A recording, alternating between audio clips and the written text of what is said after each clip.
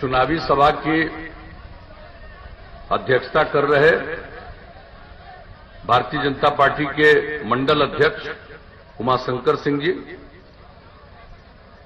मंच के संचालक जनता दल यू के नेता श्री विजय प्रसाद वर्मा जी,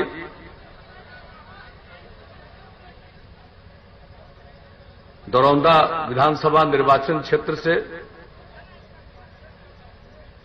राष्ट्रीय जनतांत्रिक गठबंधन एनडीए और भारतीय जनता पार्टी के सुयोग्य उम्मीदवार श्री करणजीत सिंह उर्फ व्यास सिंह जी, यहां इस कार्यक्रम में अभी आए हुए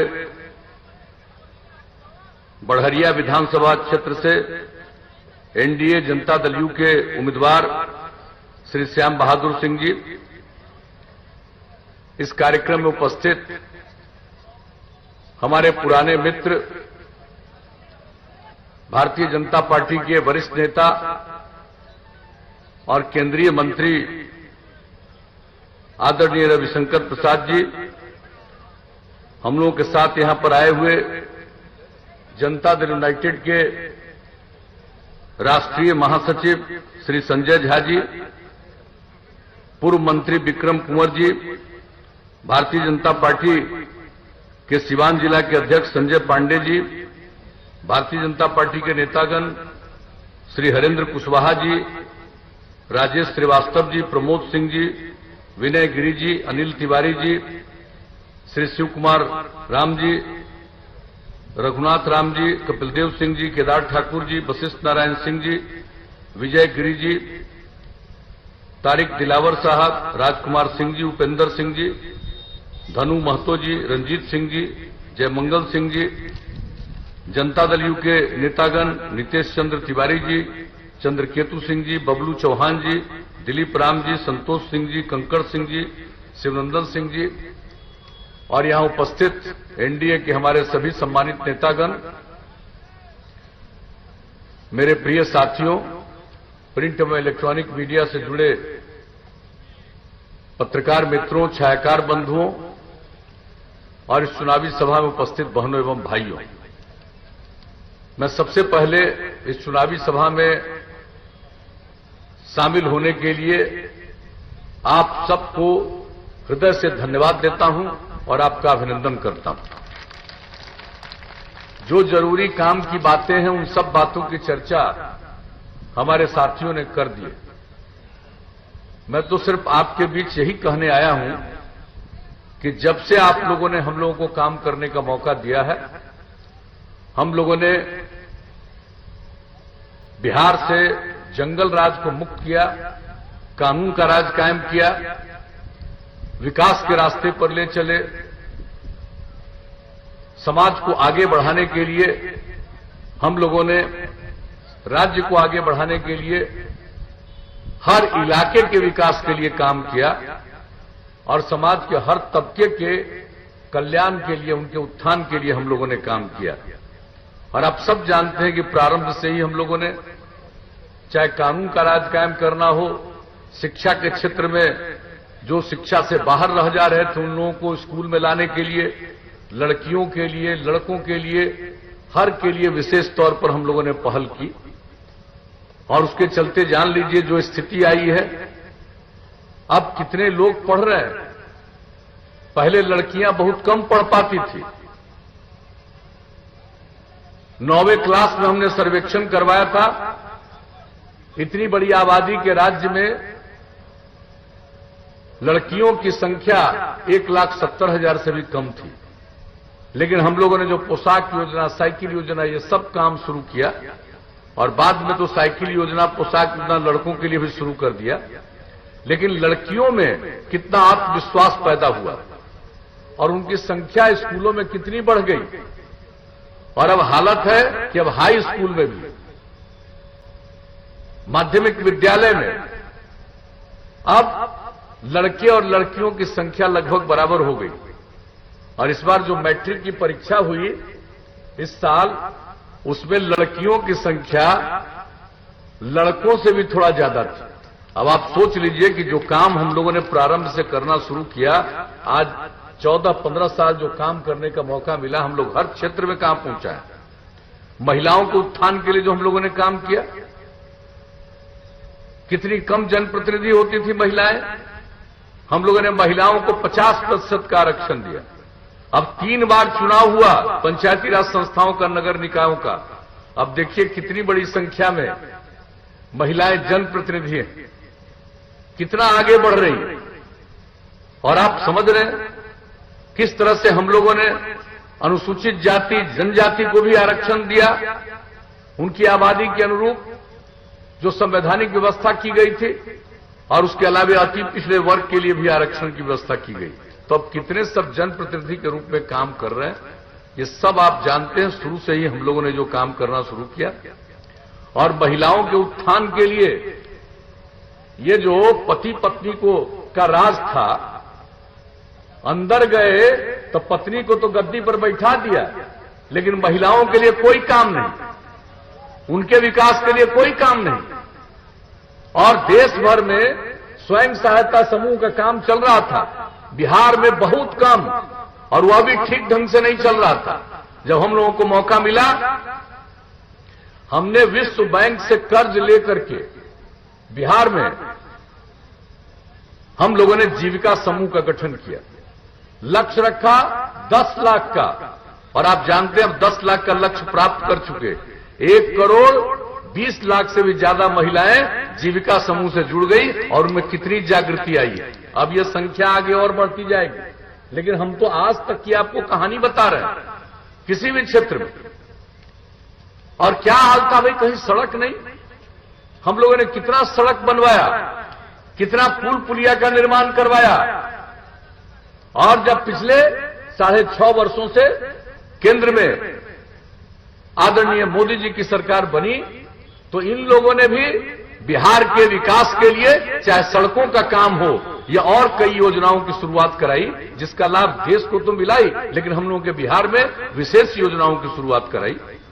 तो कुल मिलाकर के आज जो बिहार तरक्की के रास्ते पर है, आप इस बात को भूलिएगा मत। कुछ लोग हैं जिनको न काम करने का अनुभव है और न ही किसी चीज की जानकारी है। पहले काम किया, कितना बुरा हाल, और आज जब काम किया जा रहा है और इतना तेजी से आगे बढ़ाया जा रहा है, तो हम लोगों ने कितने लोगों के लिए रोजगार का अवसर पैदा किया। ये संख्या बढ़ती जाएगी, लेकिन कोई कह देगा कि हम एक दिन में इतना रोजगार दे देंगे, इससे बढ़कर के तो मजाक की कोई बात हो ही नहीं सकती है। पता क्या है, जब मौका मिला हुआ था 15 साल और 10 साल बिहार झारखंड एक था, तब कुल मिलाकर के 15 वर्ष में 1 लाख से भी कम 90,000 के करीब लोगों को रोजगार मिला था। और आप बताइए, हम लोगों ने काम करते हुए सरकारी नौकरी की बात करिएगा, शिक्षक और दूसरे चीजों का, तो हम लोगों ने तो 6 लाख से भी ज्यादा किया। इसके अलावा अनेक चीजों में लोग काम किए। ये जो गरीब गुरबा तबके के लोग स्कूल नहीं जा पाते थे, हम लोगों ने कौन कौन काम नहीं शुरू किया, आप सबको मालूम है। टोला सेवक, तालमी मरकज स्वयं सेवक, विकास मित्र, इन सब लोगों के सहारे समाज के जो कमजोर तबके के लोग हैं उनको स्कूल में पहुंचाना और सरकार की योजनाओं के प्रति उनको जागृत करना और वहां तक पहुंचाना, ये सब हम लोग काम करते रहे। तो हम लोगों को तो आगे मौका दीजिएगा तो और काम करेंगे। खाली हम एक बात आपको बता देते हैं, यह अपराध का जो आंकड़ा था पहले, आप सबको मालूम है, शाम के बाद नहीं निकलते थे, सब लोगों ने चर्चा की। सिवान का क्या हाल था किसको मालूम नहीं, कौन सी स्थिति में था। लेकिन इन सब चीजों के बारे में आप देख लीजिए कहां तक आगे आप बढ़े। और अपराध का जहां तक मामला, कितना अपहरण होता था, किस तरह से कितने व्यवसायियों को भागना पड़ा, कितने डॉक्टर को भागना पड़ा, क्या स्थिति थी। और अब जान लीजिए सब स्थिति पर नियंत्रण किया गया। और अब अगर आप देखिएगा तो राष्ट्रीय अपराध अभिलेख ब्यूरो हर बार केंद्र सरकार के द्वारा प्रकाशित होता है। हर राज्य के अपराध के आंकड़े प्रकाशित किए जाते हैं। जो सबसे हाल का आंकड़ा प्रकाशित हुआ है 2018 का, बिहार की इतनी आबादी, इतना बड़ा राज्य, अब अपराध के मामले में बिहार का नंबर हो गया 23वां इतना ज्यादा नियंत्रित किया गया। ये तो कोई दावा नहीं कर सकता है भाई कि हर आदमी ठीक हो जाएगा। अरे कुछ आदमी तो गड़बड़ करता ही है, कुछ आदमी तो बायां दायां करेगा, लेकिन इन सब चीजों के बावजूद अपराध की स्थिति में कितना सुधार आया है, तो आपको तो यही बताएंगे। विकास का दर बढ़ा, प्रति व्यक्ति आमदनी का दर 10.5% के दर से बढ़ गया। पूरे बिहार की आमदनी जो बढ़ी 12.8% प्रति वर्ष के दर से, तो हम लोगों को जब मौका मिला तो हम लोगों ने आपकी सेवा की। और कुछ लोगों को सेवा वगैरह से कोई मतलब नहीं, कुछ लोगों को निजी परिवार से मतलब, पति पत्नी बेटा बेटी, और हम लोगों के लिए पूरा बिहार एक परिवार है।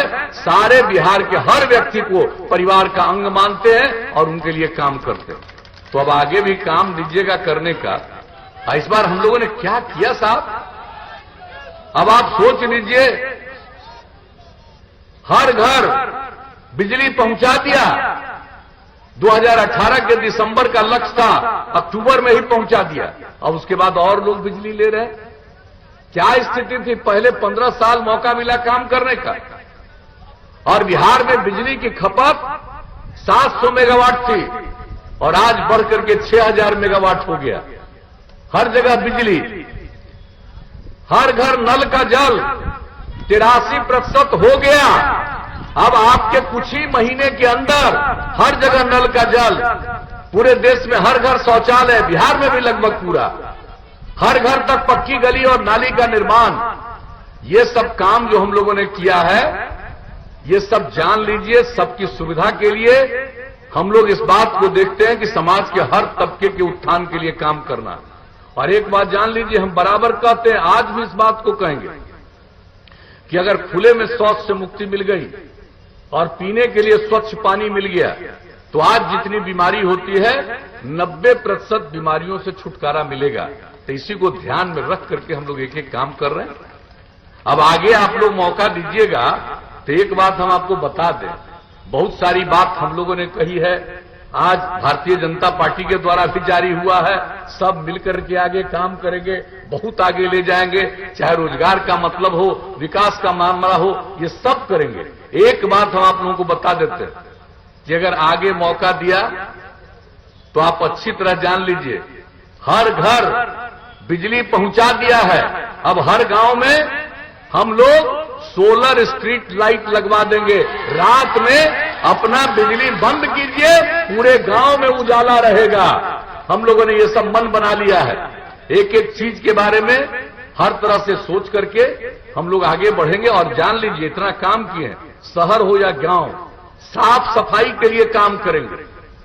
जिस टेक्नोलॉजी की चर्चा रविशंकर बाबू कर रहे थे, आज टेक्नोलॉजी का इतना विकास हुआ है और केंद्र उसको हर जगह पहुंचाने के लिए जो काम कर रही है, जरूरत इस बात की है।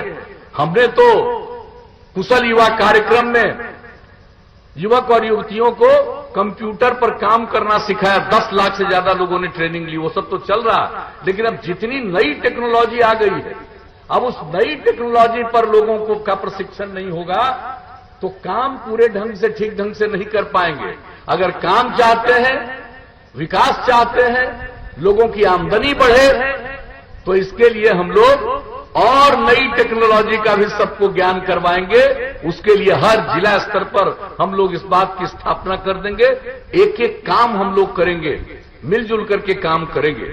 और एक चीज आपको हम और बता देते हैं कि हर गांव तक सड़क पहुंचाने का काम हम लोगों ने लगभग पूरा किया। अगली बार मौका दीजिएगा तो आप कई गांवों को जोड़ते हुए महत्वपूर्ण सड़कों और महत्वपूर्ण स्थानों पर जाने के लिए और नई सड़क बनवा देंगे। ये हम लोग करेंगे। और शहर और बाजार में बाईपास बनवाएंगे।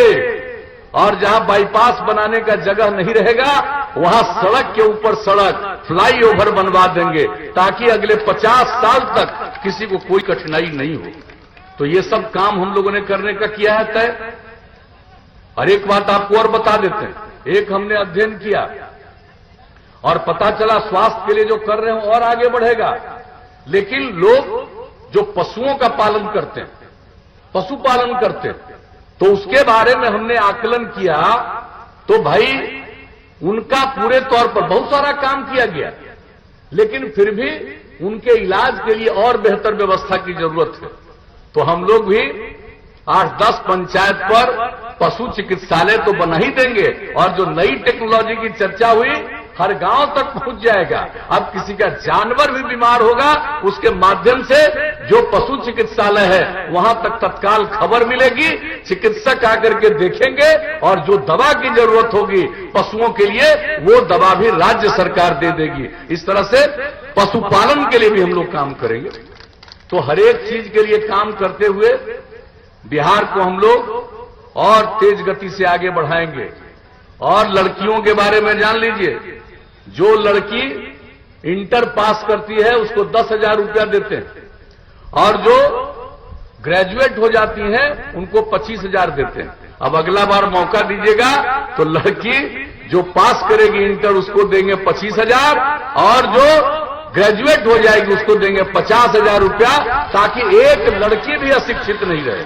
और लड़का लोग मत घबराना, पहले लड़की के लिए शुरू किया साइकिल योजना, तो लड़का के लिए भी कर दिया ना, लेकिन सबसे ज्यादा जरूरी है अभी समाज की लड़कियों को आगे बढ़ाना, महिलाओं को आगे बढ़ाना, और पुरुष और स्त्री दोनों मिलकर के काम करेंगे। हम लोग आगे बढ़ रहे हैं, इसके आगे बहुत आगे बढ़ेंगे, और बिहार विकसित राज्य होगा। और केंद्र सरकार की योजनाओं और विशेष तौर पर उनके सहयोग से हम लोग जितना काम यहां कर रहे हैं, और केंद्र सरकार का जो कुछ भी योजनाएं और बिहार के लिए विशेष योजनाएं, उन सबको मिला करके देख लीजिएगा, बिहार और आगे बढ़ेगा, नई ऊंचाइयों को प्राप्त करेगा, लोगों की आमदनी बढ़ेगी, लोगों में रोजगार के अवसर बढ़ेंगे, सब कुछ आएगा। इसलिए आप सबसे यही आग्रह करने आए हैं कि अगर फिर मौका तभी न मिलेगा जब आप हम लोगों के उम्मीदवार को जिताइएगा। तो हम लोगों के उम्मीदवार हैं करणजीत सिंह, अरे इनको जिताइएगा ना, कमल छाप के बगल का बटन दबा करके भारी मतों से विजयी बनाइएगा ना, हाथ उठा के बताइए।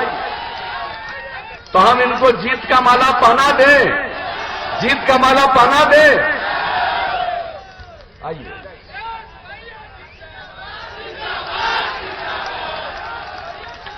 तो आपकी सहमति से हम लोगों ने इनको जीत का भी माला पहना दिया।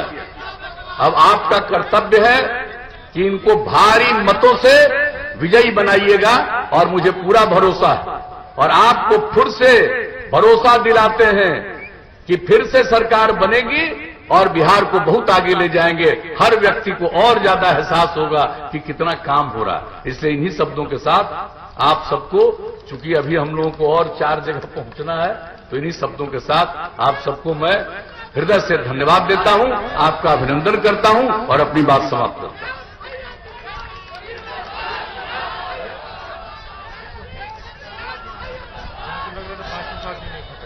हाँ, उस समय तो नहीं है था।